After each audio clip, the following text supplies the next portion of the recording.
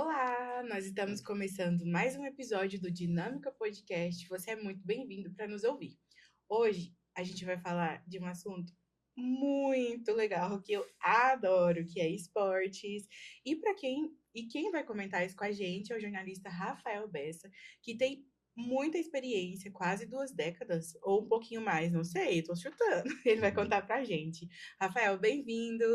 Um abraço para você, Luma. Um abraço para todos aqui do Dinâmica Podcast. Que satisfação estar por aqui. Vamos falar sobre futebol. Hoje em dia, né, em época de Copa do Mundo, todo mundo virou treinador, né? Todo mundo tem um palpite, ó. Eu venho do Twitter, que é o X Ixi. atualmente, e ali a gente, ó, Ali é raivoso. desce a lenha, viu? Pois é. E tem muito conteúdo, tem muita corneta, e o X também tem muito ódio às vezes, mas faz parte. É uma rede social que você precisa saber lidar com ela. Tem que saber lidar, principalmente e controlar as emoções, porque ali as coisas que você lê às vezes te deixam um pouco raivoso, dependendo de quem você gosta. Dependendo de quem você não gosta, te deixa feliz. E aí, o que você acha? Como que você avalia que foi a Copa esse ano? A Copa, você precisa analisar ela sobre diversos aspectos. Tem o aspecto esportivo, tem o aspecto comercial e tem um aspecto que eu, particularmente, quando vi você falando aqui nos bastidores, que é o aspecto sentimental. Porque essa é uma Copa do Mundo que encerra o ciclo de muitos, mas muitos ídolos de várias gerações do futebol. Vamos falar aí do Neymar, que é um tanto quanto contraditório. Tem gente que gosta, tem gente que não gosta.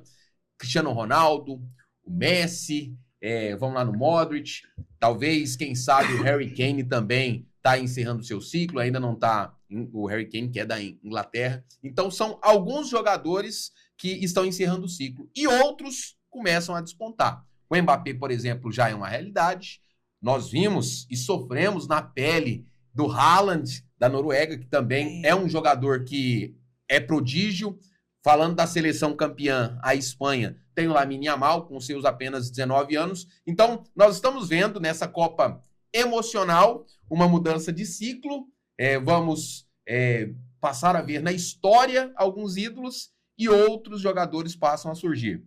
No aspecto comercial, a FIFA ganhou muito, mas muito, estou falando muito dinheiro mesmo, em Copas como 2018 e 2022, cerca de 3 milhões de ingressos foram vendidos e nessa mais de 6 milhões de ingressos. Nossa, a diferença é muito grande. E isso faz com que a FIFA entenda que é um case de sucesso aumentar a quantidade de seleções. E para 2030, por exemplo, já se cogita um aumento para 64. Saímos de 2022 para 32, 2026 com 48, e agora podemos ter uma Copa até com 64 seleções, imagina. Então, eu fico pensando, antes da Copa desse ano, as pessoas falavam, não, vai ser horrível, eu não quero ver o Uzbequistão jogando.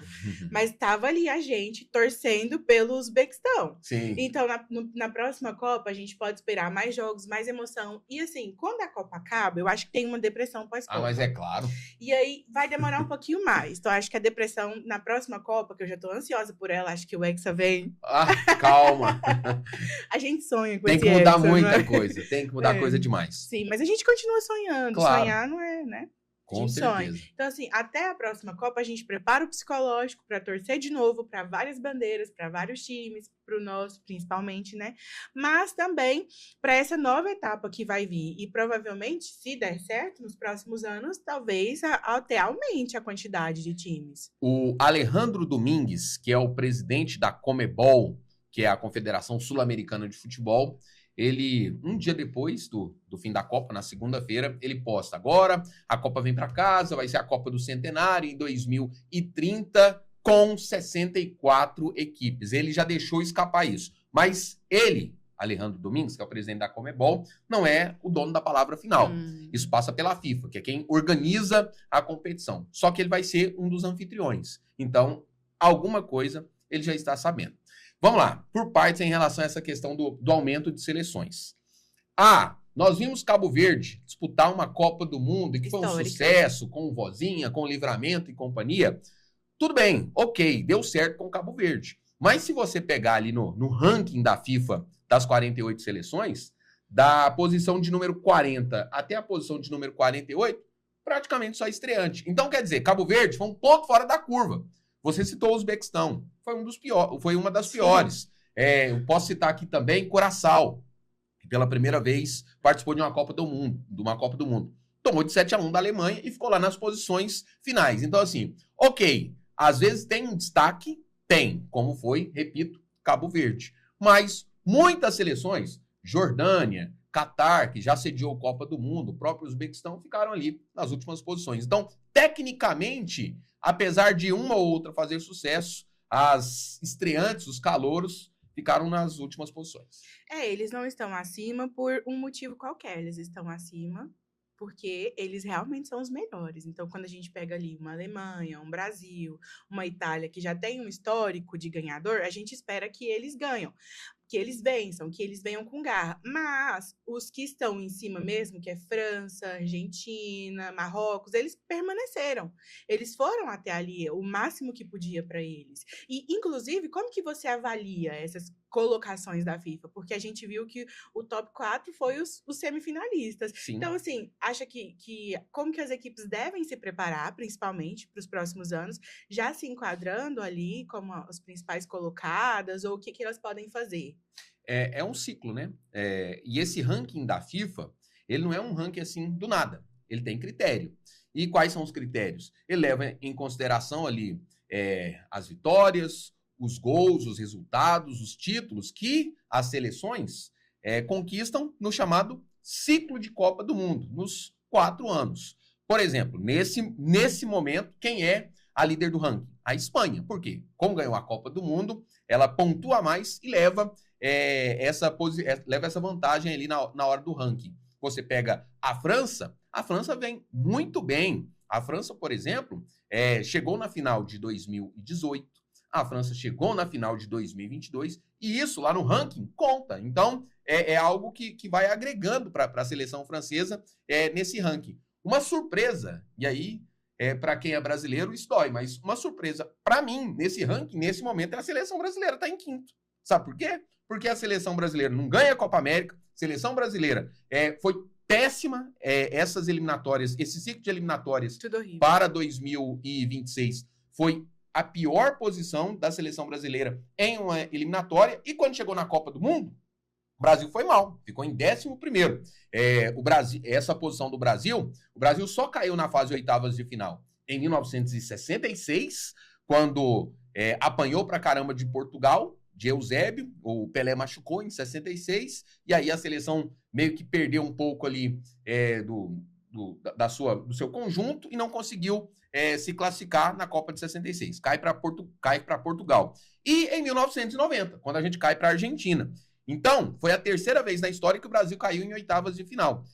Por que eu estou falando isso? Se as eliminatórias não foram boas, se na Copa América o Brasil não foi bem, e se a seleção brasileira vem de um ciclo mal executado, como assim que está em quinto no ranking?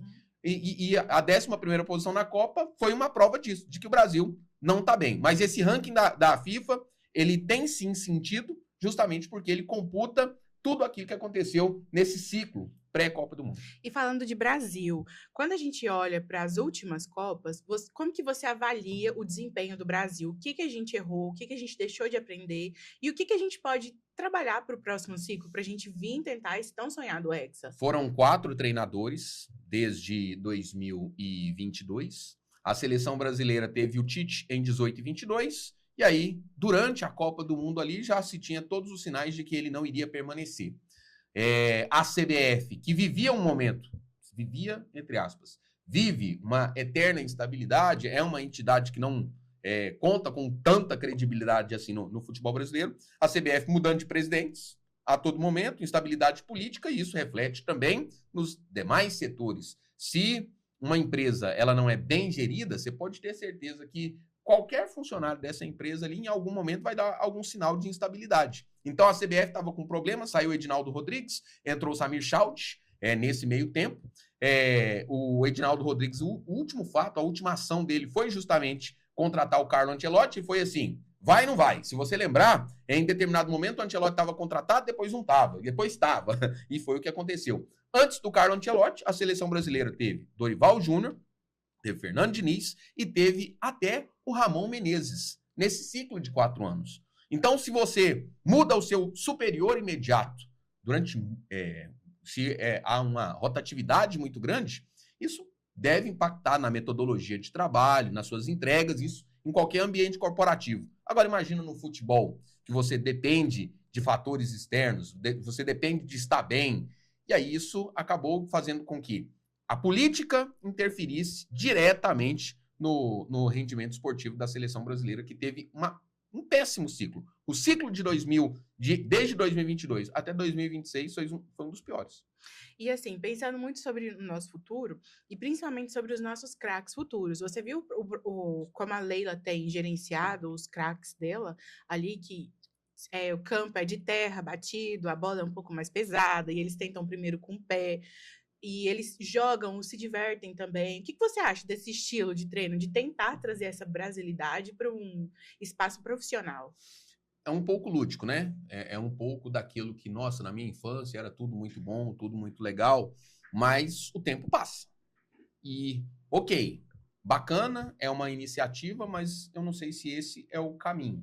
A seleção da Alemanha, para ganhar a Copa de 2014 no Brasil, ela se preparou desde a Copa de 2006. Então, foi um ciclo de 2 Copas do Mundo. 8 anos se preparando para ganhar uma Copa do Mundo. Não sei se essas nossas ações imediatistas que estão sendo propostas, se elas vão dar efeito imediato agora, em 2030, como todo mundo quer. Nós vamos ter agora uma sequência, vamos ter um treinador durante 4 anos.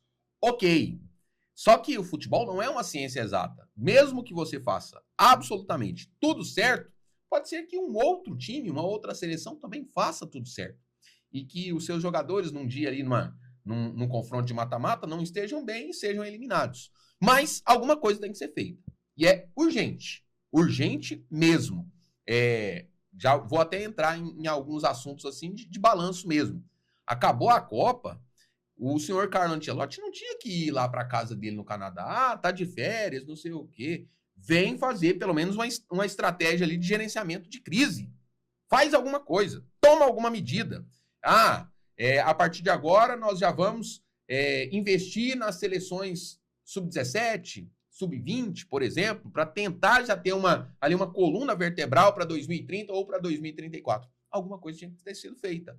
Agora, o treinador da seleção brasileira, que pelo menos o que grande parte dos brasileiros depositam as esperanças, é um europeu, é um vitorioso, é o treinador mais bem pago do mundo, termina a Copa e ele nem veio aqui. Ele não mora aqui, é verdade. Mas o cara tinha que ter vindo aqui dar uma satisfação, dar a cara para bater. É um desrespeito com o povo brasileiro, que é torcedor, que gosta de futebol, que respeita o futebol e tem o futebol como nossa história, né? Mas entrando nesse ponto do Ancelotti, eu queria até trazer alguns comentários que eu vi ali no X, né? O lugar mais tóxico da internet. Mas eles falaram que o Ancelotti já tinha a certeza que esse ciclo estava perdido e por isso ele levou quem a FIFA queria, quem a CBF queria e que ele não montou mesmo a equipe que ele queria.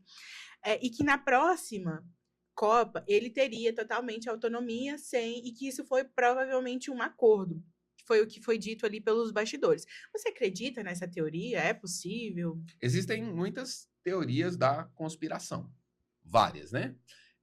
Inclusive de que levou jogador X, jogador Y por acordo comercial, por pedido de patrocinadores. Eu não sei se um treinador tão vitorioso como é o Carlo Ancelotti, que tem um nome a zelar no futebol, se submeteria a isso. Mas sim, existem muitos bastidores, existem muitas coisas que acontecem e que nós não ficamos sabendo. É claro que o treinador, não dá para pegar o Ancelotti e crucificar agora. Por quê? Tem 1 ano que ele começou a trabalhar. Vamos pegar o técnico Didier Deschamps, por exemplo, da seleção francesa. Ele estava lá como técnico em 2018, quando a França foi campeã.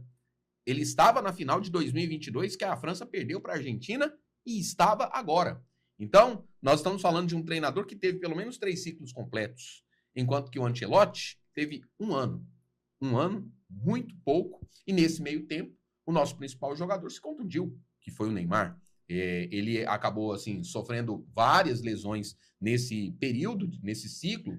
O Neymar não jogava pela seleção brasileira desde 2023, desde outubro de 2023, desde aquele jogo contra o Uruguai lá em Montevidéu, que o Brasil perdeu por 2-0 pelas eliminatórias. Então, outubro de 2023 até maio de 2026, passou muito tempo sem o nosso principal jogador.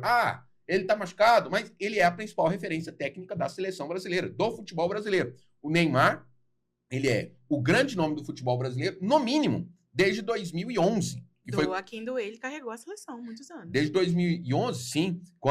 Se você se lembrar, na Copa de 2010, o Neymar tinha o quê? Sei lá, 16, 17 anos. Já tinha um clamor para que o Dunga levasse ele e o Paulo Henrique Ganso para a Copa da África, em 2010. Inclusive, o pessoal estava falando hoje no Twitter, trouxe essa especulação, porque o Yamal, com 19 anos, campeão, e o Mbappé também. Por que o Neymar não?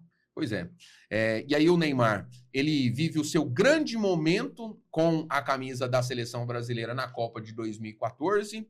O Brasil tinha muito, mas assim, tinha um favoritismo absurdo ali naquela Copa de 2014, mas entramos em um outro ponto que eu entendo que afeta muito o brasileiro, que é o emocional. Por quê?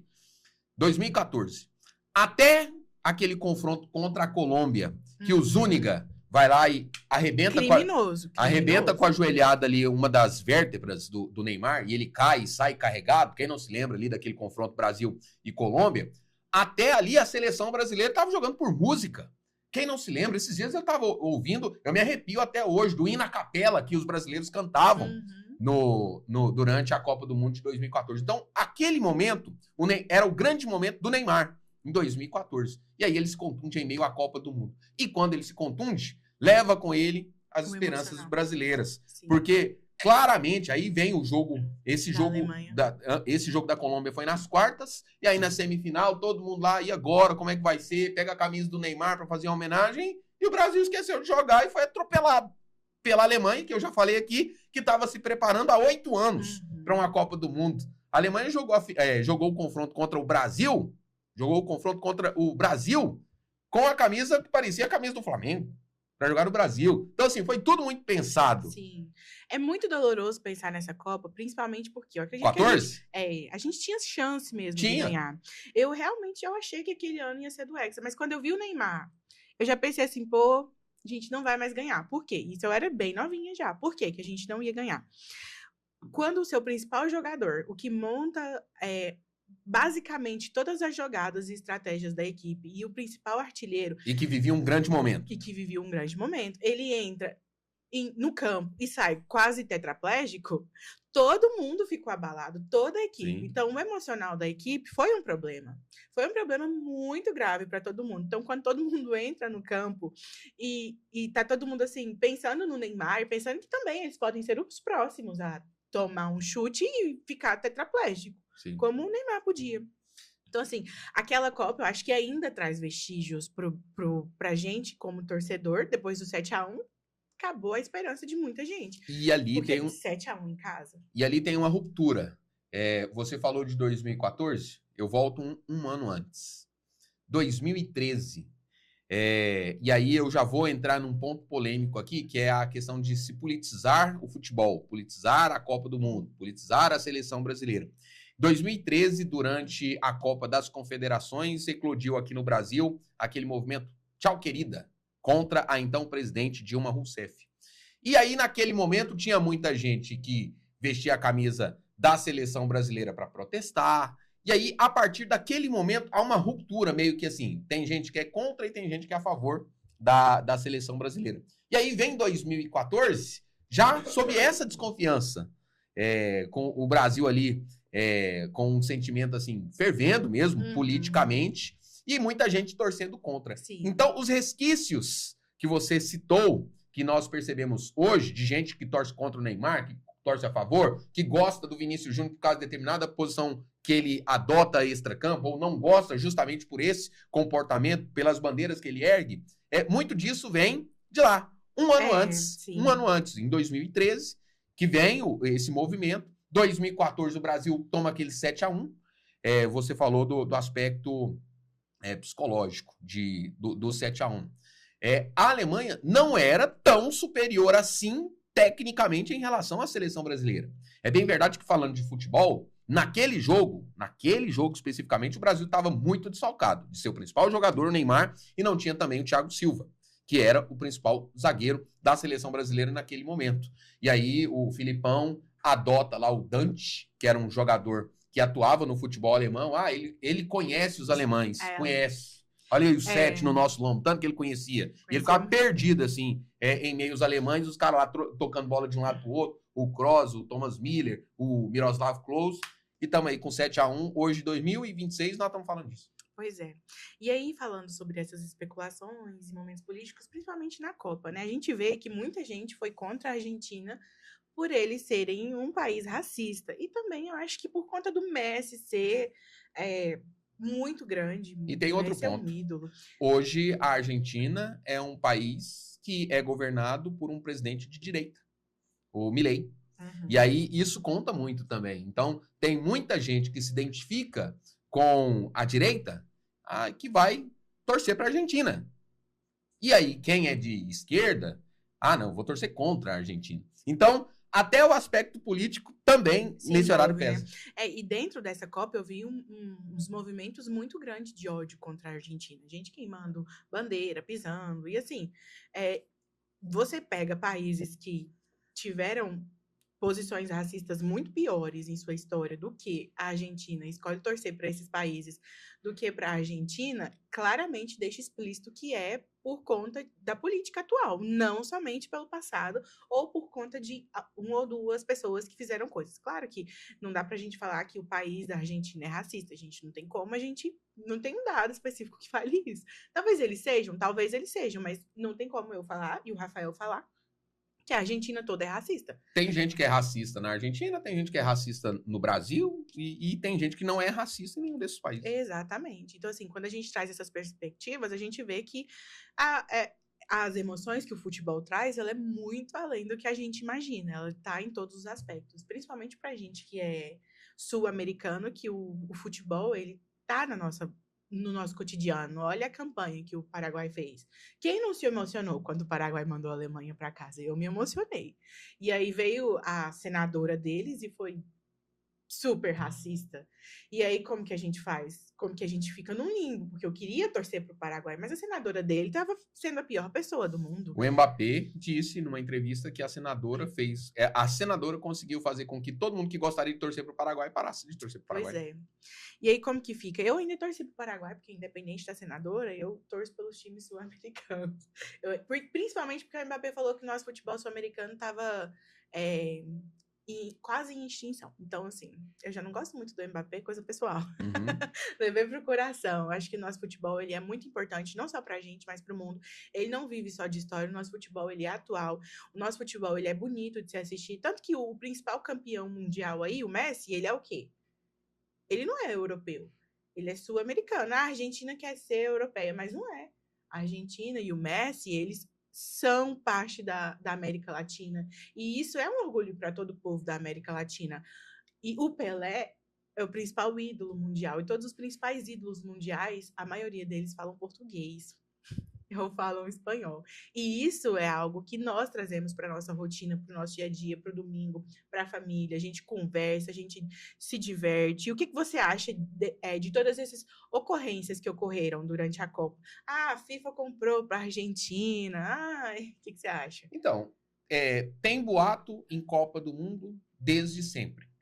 Em 1998, que é o meu primeiro grande trauma de Copa do Mundo, que eu vi a seleção brasileira chegar assim super mega favorita para a Copa de 98, há uma teoria da conspiração de que o Brasil teria entregue ou vendido ou amolecido para a seleção da França, naquele 3-0, que o Zidane fez 2 gols, o Petit fez outro, teve o episódio da convulsão do Ronaldo. Então, assim, desde sempre há teorias da conspiração. Se hoje nós estamos falando aqui, somos 2 brasileiros falando para um podcast do Brasil, mas nesse momento você pode ter certeza que lá na Argentina tem um podcast de argentinos onde eles têm a certeza de que a Copa foi comprada. Com certeza. E aí é o seguinte, E eu falei com muitas pessoas sobre isso. Quando a Espanha ganhou, eu falei assim, mas essa Copa não estava vendida para Argentina, não estava vendida para a Argentina? Então, assim, são muitas teorias da conspiração. Ah, nós somos Alice no País das Maravilhas e acreditamos que nada vai acontecer? Olha, acontece. Mas tem muita gente que se aproveita para ganhar clique, para conseguir ali ter mais engajamento. Então, a Copa foi comprada? Eu não acho. Ganhou a melhor seleção. Agora há pouco mesmo. Agora há pouco você estava falando sobre o ranking da FIFA. E eu disse aqui que o ranking da FIFA acompanha o ciclo. E vamos só lembrar rapidinho: essa Espanha, ela decidiu o Mundial Sub-20 com o Brasil em 2020. A base, esses jogadores aí, você pegar lá o Oyarzabal, o Cucurella, o Simon, são jogadores que perderam para o Brasil, que tinha o Matheus Cunha, tinha o Richarlison, lembra do Pombo? O Mundial de 2020, Sub-20.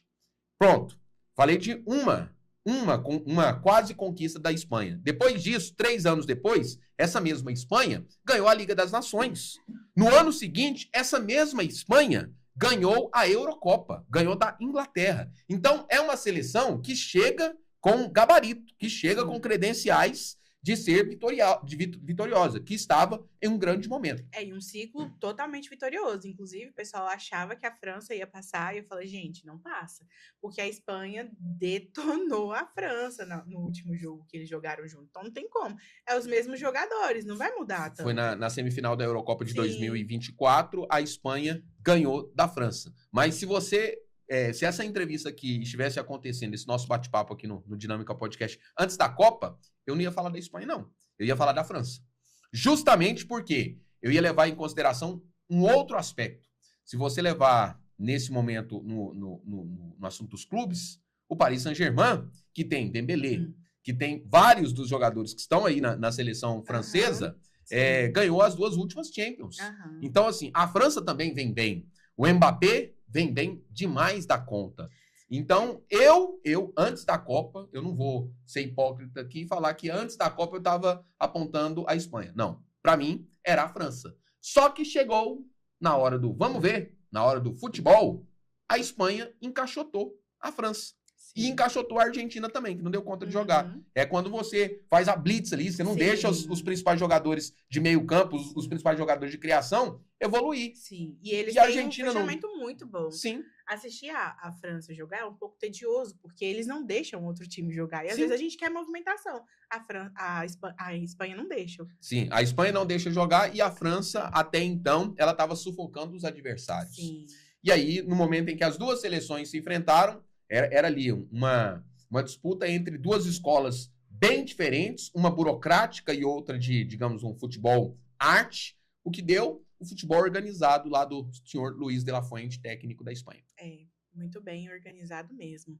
E olha, pra gente encerrar... Mas já? Que isso? Infelizmente. Falaria mais 2 horas tranquilamente. Eu também, tem muito papo. Eu queria saber como que foi a sua emoção de cobrir uma Copa do Mundo.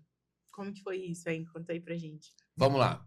Cobrir uma Copa do Mundo, para quem é amante de futebol, para quem trabalha com isso, para quem gosta de futebol, é meio que assim, um top 3 dos sonhos. Top 3 mesmo.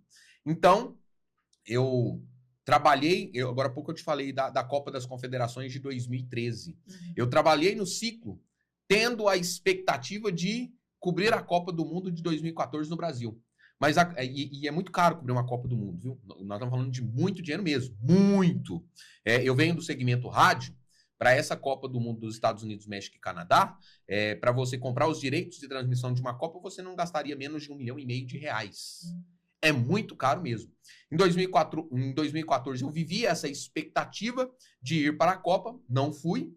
Porque, mas como assim? Não foi? Se a Copa foi no Brasil, mas ali para você transmitir, para você trabalhar, você precisa ter a credencial, você precisa ser detentor de direitos. E naquele momento, o veículo que eu trabalhava acabou passando por uma crise financeira, estrutural, e acabou que nós não cobrimos a Copa de 14. Aí veio 18. Eu permaneci no mesmo veículo, no mesmo segmento, rádio, e aí é sensacional.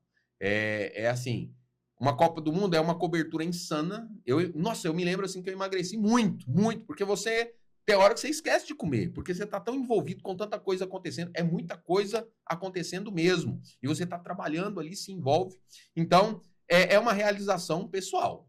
Eu me lembro até hoje, assim, que foi uma das maiores emoções que eu senti na vida, foi quando eu estava lá no estádio Luzhniki, lá em Moscou, quando toca o hino da FIFA, que eu olho, eu vi as bandeiras assim, eu lembro assim, claramente você fica na posição em cima, assim, nas bancadas, e aí toca o hino da FIFA, que é algo comum nos mundiais, e aí entra a bandeira da França e entra a bandeira da Croácia. E aí, aquela hora eu falei assim, cara, eu tô na final de Copa do Mundo. Eu já tinha tido, né, várias outras sensações, porque, por exemplo, meu primeiro jogo da seleção brasileira seria em São Petersburgo. Só que no meio do caminho, em Samara, a Bélgica elimina o Brasil. E aí a Bélgica vai para São Petersburgo e meu primeiro jogo seria em São Petersburgo. Você fica ali migrando de cidade em cidade. E aí, quando eu cheguei lá em São Petersburgo, a torcida do Brasil tava, porque tem muita gente que se programa para ir para a Copa do Mundo. Como eu disse, é caro. Então você compra os ingressos a longo prazo. E aí o torcedor brasileiro vai, porque o Brasil estaria ali, mas a Bélgica que está lá. Então, assim, foi um tanto quanto frustrante, mas depois, na final da Copa do Mundo, eu volto a repetir, assim, foi uma das maiores sensações, uma das melhores, mais inesquecíveis da minha vida, estar ali na Copa do Mundo, que eu cobri a Copa de 2018. Engraçado que em um país completamente diferente, no leste europeu, fiz um intensivão de 90 dias para tentar falar russo, para chegar lá, porque lá eles não gostam e não utilizam muito do inglês. Tem inglês, mas entre você falar um bom dia, um good morning, e você falar um dobre, o sorriso do russo vai abrir quando você falar o dobre. Então, tá tentando. É isso. Pelo menos você está tentando. Sim. Então, eu particularmente também fiz uma preparação para estar lá e foi a realização pessoal. E é meio que uma mosquinha, assim. Você quer. Eu, por exemplo, esse ano eu não fui para a Copa, mas eu falei assim, cara, já tô olhando, 2030 dá, hein? Você vai ali, pega um ônibus, pega um carro, desce para Argentina, Uruguai. Aí, mais perto, né? Sim, e depois arruma um jeito de atravessar o Sim. oceano e ir para Marrocos, Espanha e Portugal. Inclusive, é mais fácil aqui a gente ir para esses lugares, porque nos Estados Unidos você precisa de vista, é mais difícil, Sim. mais complicado, né? E a Copa foi muito cara mesmo. Eu trabalho em um site e nós contratamos um correspondente. E esse correspondente, ele gastou, em média, R$60 mil para a cobertura da Copa do Mundo. Então você não é pago para ir, você gasta do seu dinheiro? Depende. Existem situações e situações. No caso desse correspondente que nós contratamos lá na Copa do Mundo, ele era um profissional independente. Mas existem os profissionais que são vinculados. Os profissionais, um exemplo aqui, vamos falar da Cazé TV, da Globo, do SBT. Quando eu fui em 2018, eu fui contratado por uma empresa, à época pela Sagres 730 de Goiânia. Então, depende das situações. Você não é contratado, você não vai? Daqui a pouco você, de alguma maneira, consegue viabilizar a sua ida, consegue patrocinadores e busca ali uma credencial, você pode ir como um jornalista então independente. Dá para ir como jornalista independente? Dá. Bom saber disso, hein? Eu vou te dar um exemplo de um profissional que não estava vinculado a nenhum grande veículo, assim, desses veículos gigantes. O repórter Ivan Moré, já foi da Globo durante muito tempo, e agora recentemente ele saiu. Ele se vinculou, ele se preparou para ir para lá, para a Copa do Mundo. Chegando lá, ele fez um acerto com o Léo Dias, lembra o Léo Dias? E fez um acerto também com o Metrópolis, do Distrito Federal. Acabou que depois ele não conseguiu dar continuidade no trabalho e continuou lá fazendo a Copa de forma independente. Você pode fazer isso. Esse profissional que eu falei que eu contratei, o Wellington Campos, ele é lá do Rio de Janeiro, ele recebeu uma credencial pela empresa que ele trabalha, que é a Rádio Itatiaia, de Belo Horizonte, mas ele não seria utilizado pela Rádio Itatiaia. Então, ele tinha uma credencial e poderia prestar serviços para outras. E foi o que aconteceu. No caso, nós contratamos ele para ir lá prestar serviço para a gente. E ele gastou uma fortuna. Entre 50 e 60 mil, com certeza. Então, a expectativa para a próxima Copa é você ir também. Assim, nesse momento, depois que você olha, você fala assim, poxa, eu podia ter sentido essas emoções, podia ter me esforçado um pouquinho mais. Eu quero ir muito e pretendo, não sei se imediatamente começar um planejamento, mas daqui a pouco, já mirar na Copa de 30. pelo menos, no mínimo, estar lá no estádio Centenário, em Montevidéu, ou no estádio do Olímpia, no Paraguai, ou daqui a pouco na Argentina, que eu não sei se vai ser, possivelmente deve ser no Monumental de Nunes. Pode ser que o Boca ainda faça alguma coisa lá na Bombonera, mas eu acredito, o meu palpite hoje é que o estádio da Argentina para a Copa seja o Monumental de Nunes em Buenos Aires. Então, eu quero estar lá. Com certeza vai estar. E eu vou estar na torcida. Bora. E olha, muito bom falar de futebol. É bom demais Passa rápido, falar né? o que a gente gosta, não é? Olha só, foi mais de 20 minutos, não foi? Que isso, hein? Meu Deus, acho que foi o podcast que mais foi até Meu agora. Deus do céu. E nós teríamos aqui, no mínimo, mais 1 hora para falar, tranquilo. Quero agradecer o convite. E eu que eu vi aqui, que o Dinâmica Podcast me deu um copo personalizado. Meu Deus do céu, tô me achando aqui. Valeu demais, viu? Que bom. Muito obrigada por ter participado com a gente. E, novamente, a gente vai te chamar. Principalmente quando começar as disputas aqui mais para frente do próximo ano, pra gente dar uma analisada no contexto geral. Nós temos aqui, nós falamos muito de Copa do Mundo, mas nós temos desde um campeonato goiano da 3ª divisão a uma Libertadores da América para falar. O que não falta são assuntos relacionados ao futebol. Obrigado, Luma. Um abraço para todos aqui do Dinâmica Podcast. Que prazer e, de verdade, lisonjeado com o convite de vocês. Muito obrigada. A gente encerra por aqui. Mas, acompanha a gente nas redes sociais e eu também acompanho o Rafael, tá bom? Tchau, tchau.